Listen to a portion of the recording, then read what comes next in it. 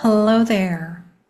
Today, my friend and colleague who is here to share some beautiful pieces from her life and her journey.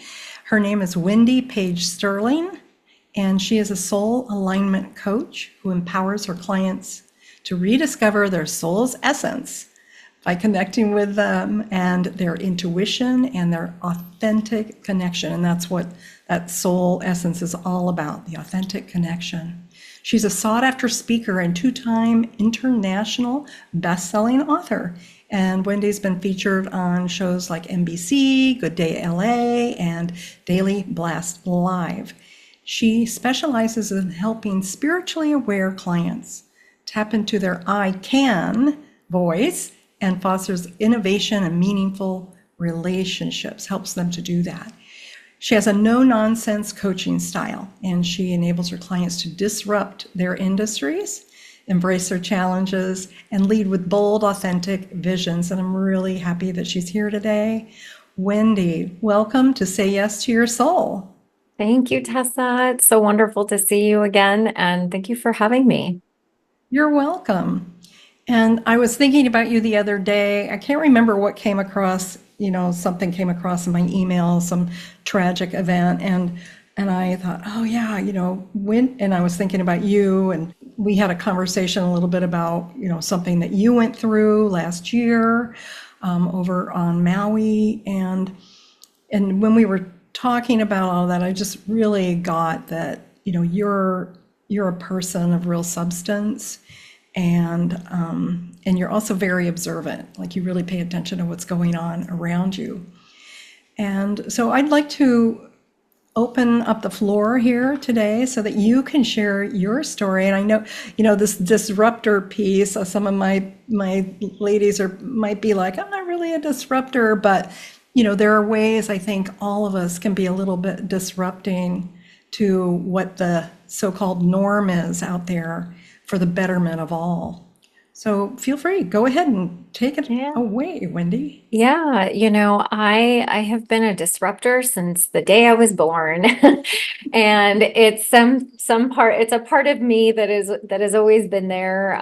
She was pretty disruptive as a little girl up until, that moment that we get silenced because we are told that we're supposed to act and be a certain way. And when I was growing up, my nickname was Monkey because I was all over the place and I was into everything and I was curious and I didn't walk, I ran.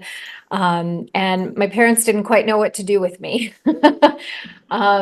Not in a bad way, but more just because my family had immigrated to this country. I come from two sides of Holocaust survivors. And so coming to America, it was all about fitting in, living the dream, and being American. And apparently I was not living into the typical, cute little girl who's supposed to sit, be pretty, nod, and agree with everybody else and not have her own opinion to stand out. And so from very early on, I was always getting into trouble because that's just who I was. And, I always had an opinion. And, I also was incredibly intuitive as a little girl. And all of that pretty much got shut down when I started seeing my family react in negative ways. I would start getting into trouble, and I started to essentially realize that I wasn't being the version of Wendy that everyone saw me to be. And so I immediately started becoming a people pleaser and seeking external validation for my behaviors and my actions, and, started living into the version of Wendy that my family saw, wanted me to be. Yeah, that sounds really, so typical, right? I think of so many women who are raised with expectations. The family has certain expectations of the right kind of behavior. So we're going to unpack this just a little bit here. Yeah. And you have the added piece, not only of just like being a girl who was full of curiosity and who was naturally a disruptor, you had also the the piece around being an immigrant. And that whole intensity around Yes. needing to belong. And I meet so many women who have struggled with that and go through those things. And well, personally, I was born in the US and thankfully, and however, I was also moved around a lot. So I have a little bit of understanding of that personally. But when you're coming from another country, there's so much at stake, right? It's the not just the job and that the parents are concerned about and the well-being, but it's like bigger problems that are really running things. And so having a girl be the so-called monkey that was not controllable must have been really unnerving for them. And so what kinds of things would happen as a result of that? Yeah, I am the younger of two, two daughters. So I have an older sister who I always joke, like she didn't really set the stage for me because she obeyed and she did as she was told. And, then there was me. So I would get into trouble. Like that's just what would happen. I would get into trouble. I would be grounded. I would be I acted out because I was trying to stand in my power as a little girl, but ultimately, you get to a point in time where you start thinking that your family doesn't like you, doesn't approve of you, and you start I remember this moment where I remember the moment that it shifted for me, and it actually happened for me in middle school.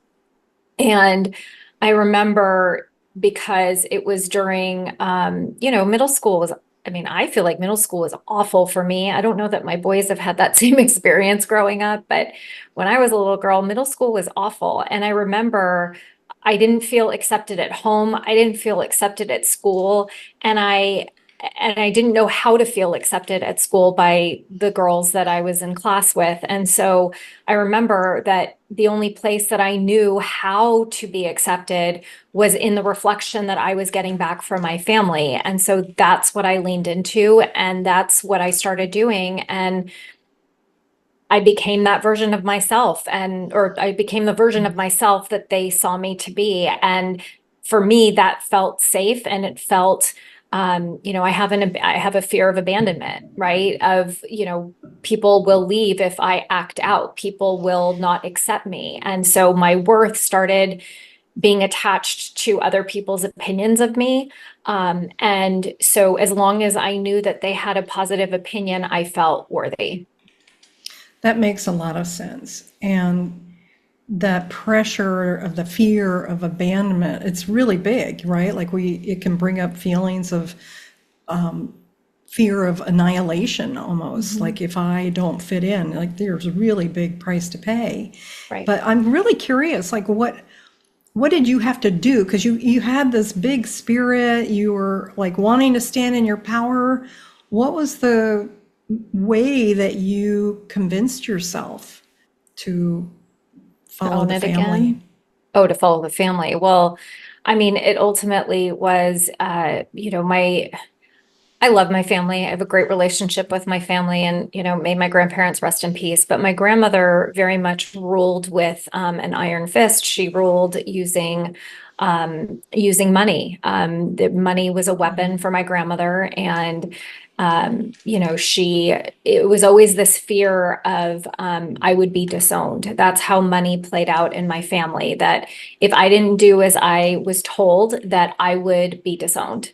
And I love my family. I was like, I won't be disowned. Who's going to be my family if I get disowned? And so there was always this undercurrent of I will, it's abandonment, right? It's like, but I remember many, many times where my grandmother, would threaten my mom, who would then pass that along to me, or I would be witness to these conversations where it was like, to the down to the detail of, my family. It was like, you marry a doctor, you marry a lawyer. My sister married the doctor, I married the lawyer, right? So it was like they had this box already determined. They had this outcome already determined for my sister and me. And it was like, okay, I got to stay in this box, because if I don't, like, I will be by myself, and I won't like, and it felt so awkward to me. Like, I don't think I've ever really felt comfortable in my own skin until I was in my 40s, when I finally realized that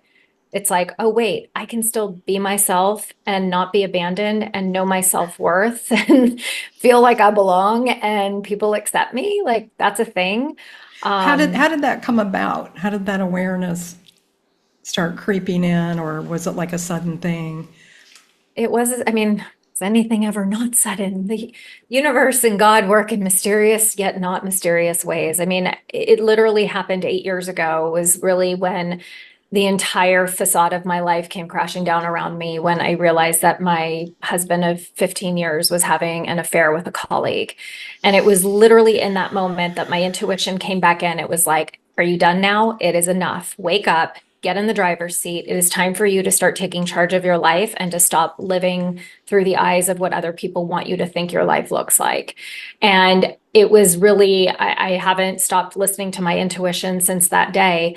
It's gotten stronger. My connection to God has gotten stronger. My connection to my spirit guides, my angels, now my mom who's passed on, it is all strengthened, because I've chosen to be, own, live, and just live my truth, which is, I am a highly intuitive, high achieving, entrepreneurial, amazing human who is here with a bigger mission and calling in her life. And it's not to, stay married to the lawyer and have the 2.2 kids and the white picket fence and the American dream. That I've always been somebody who is here to disrupt, who is here to shake things up, who is here to be a leader and to show other women like me what is possible when you allow your intuition, your soul, to lead your life, instead of allowing other people to tell you why you're here. And I haven't stopped listening since, and I honestly have never been happier or had more, meaning in my life than I do today. Fantastic. So I'd like to circle back to some things around intuition in a moment, but first, Yes. one of the questions that started to percolate in my mind while you were talking is about what you see in the world today needs disrupting. What are some of those main things that you just will not be quiet about?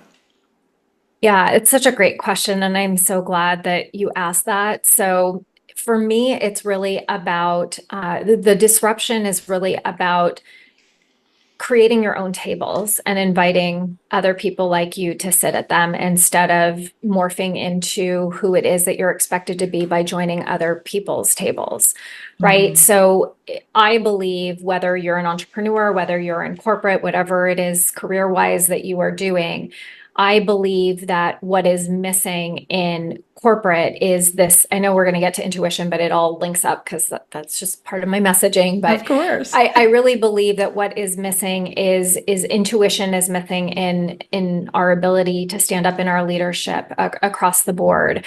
Intuition it's that quiet voice. It is that inner wisdom that is really guiding you into your highest and best.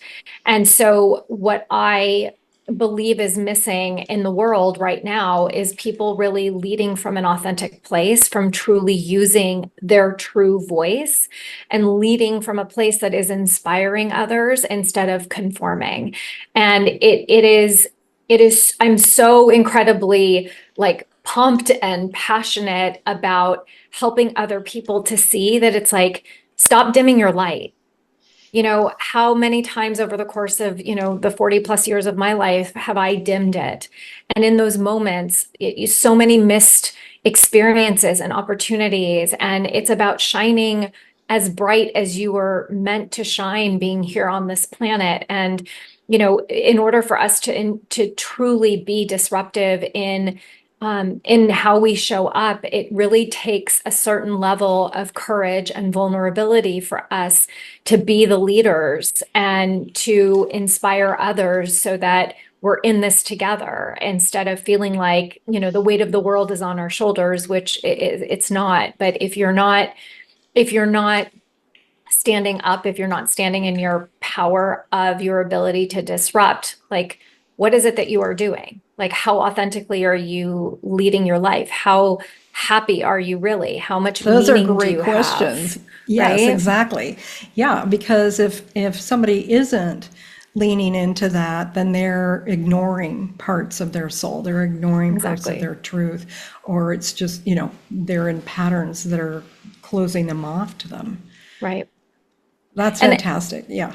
And I was just going to say one other thing. And I think that, for a lot of women who perhaps are in more male dominated industries, right? I think that that is like a whole other layer of challenge because we're in these industries that are ruled by logic and structure and analyzing things versus, intuition is like it's more fluid, right? It's like a whole other level of intelligence that hasn't necessarily it doesn't come with its own set of guarantees per se. And so,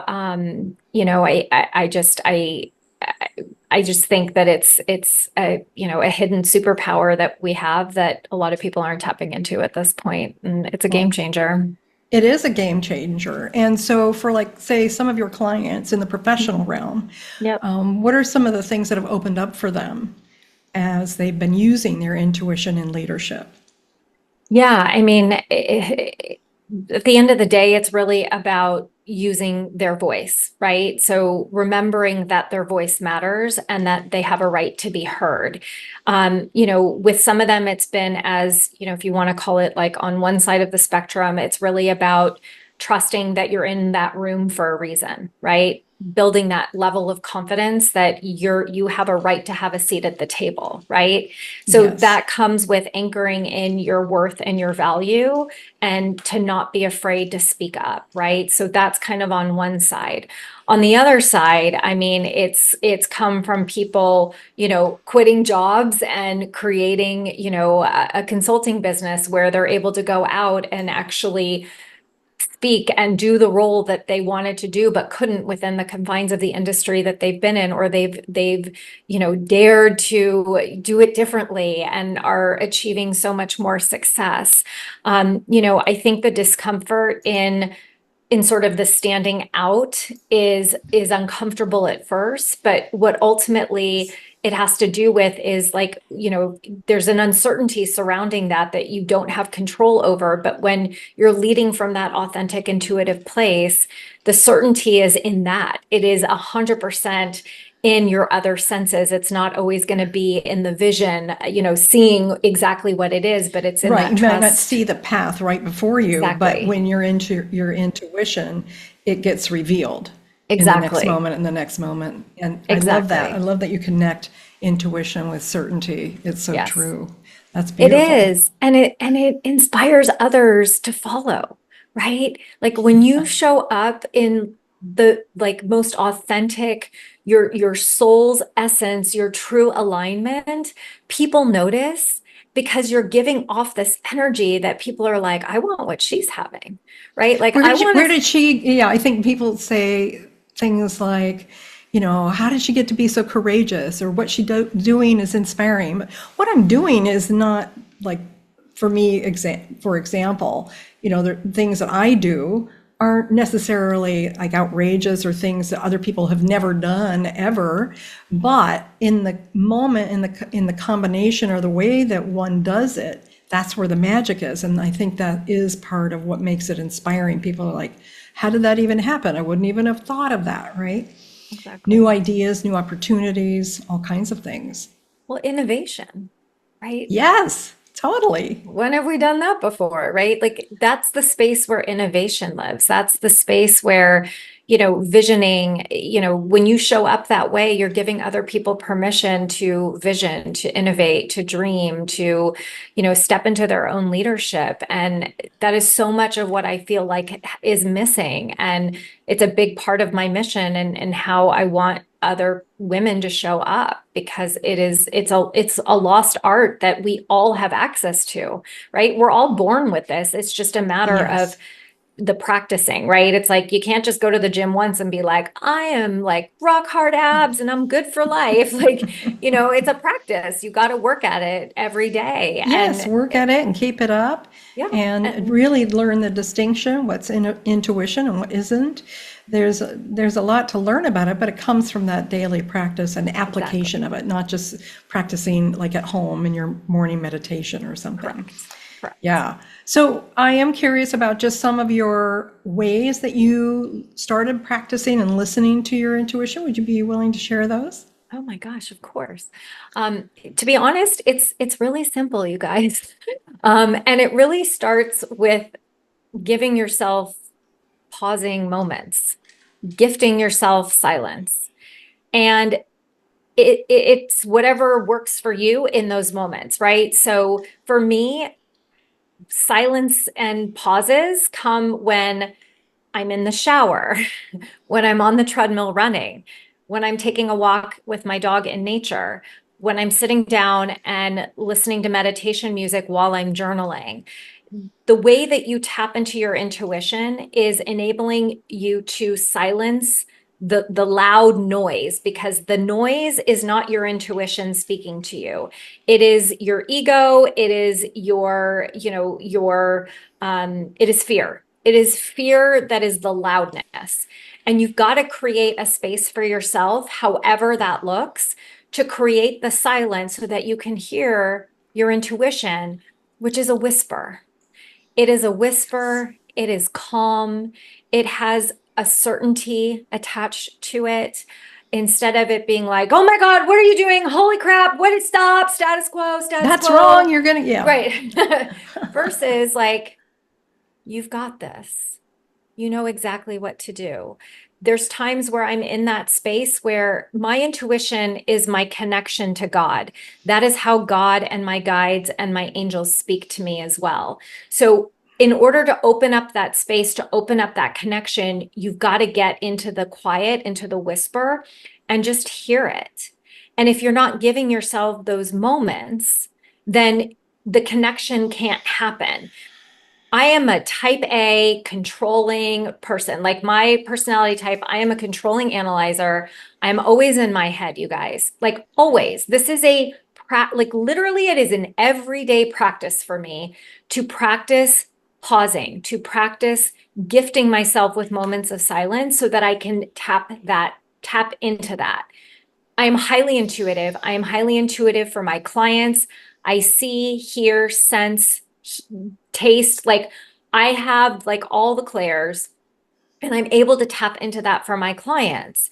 And it's because I am able to get myself into that silent space to be able to tap in and to hear.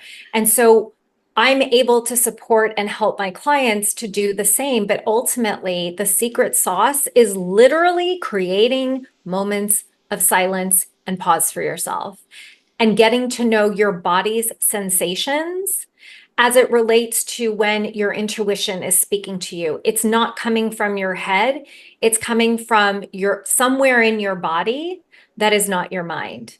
And so for all of my clients, it's different for everybody. I've got some clients who feel it in their chest, in their heart, in their stomach. Like it's different for all of us. I know the two places where my intuition starts speaking to me versus when it's fear. And so it's really learning and connecting with the different bodily sensations and learning to lead from those places instead of defaulting into your status quo of, the ego and your fear.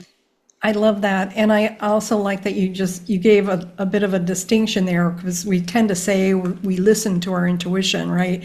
But it may not be a voice like where you hear words. Some people have that. You probably do. You have Yes. many of the clairs.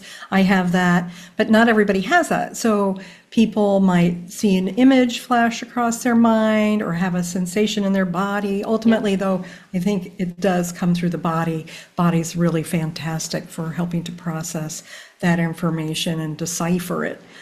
But there are many ways to receive intuition. And when we're using the term hear, we're really talking about being open to hearing, to knowing your Right. intuition in whatever form it's coming to you. Right. And Tetsa, if I may also just, may I add one more thing to Of this? course. So what I also get asked a lot is, well, how do you know what's instinct versus intuition, right? And the one thing that I will say about like instincts matter in life or death situations, okay? Like that Yeah. has nothing to do with this moment, right? But instinct feels similar to fear in that it is a reactive, it is more reactive instead of it being like a settling feeling, right? So instinct typically is rooted in survival. It is a survival mechanism, right? And intuition is a whisper and it feels very grounded and it feels very patient.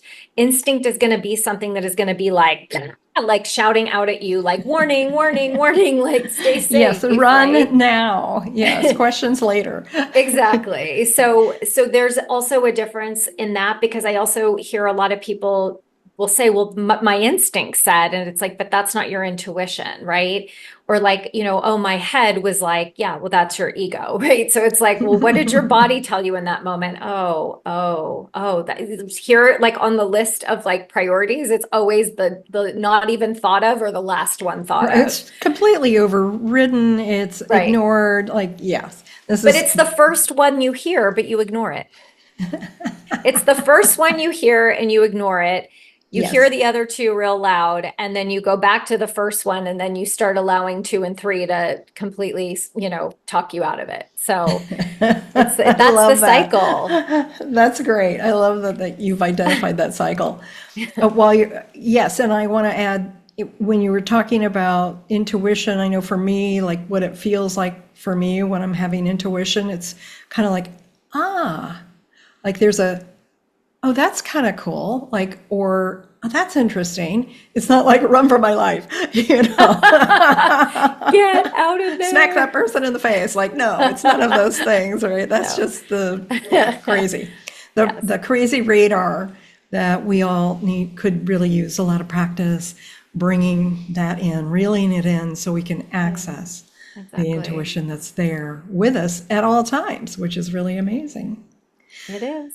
So, Wendy, thank you so much for all that you're sharing here. And I want to make sure that everybody knows how they can reach you, where they can find you. So, could you please go ahead and fill them in? Yeah, well, I would love for you guys to tune into my podcast that Tessa's going to be on as well. It's called The Power in the Pause. You can find it on any and all podcast platforms. And then my website, wendypagesterling.com. I've got lots of amazing, great resources, including ones that can help additionally support you in unlocking your intuition. And then social media at Wendy Paige Sterling, Instagram, Facebook, LinkedIn, TikTok. I mean, it's like we have to be on everything these days. So yeah, so that's where you guys can find me. Tessa, thank you so much for this beautiful conversation, and I'm so grateful our paths crossed. Oh, you're welcome. I am so grateful as well.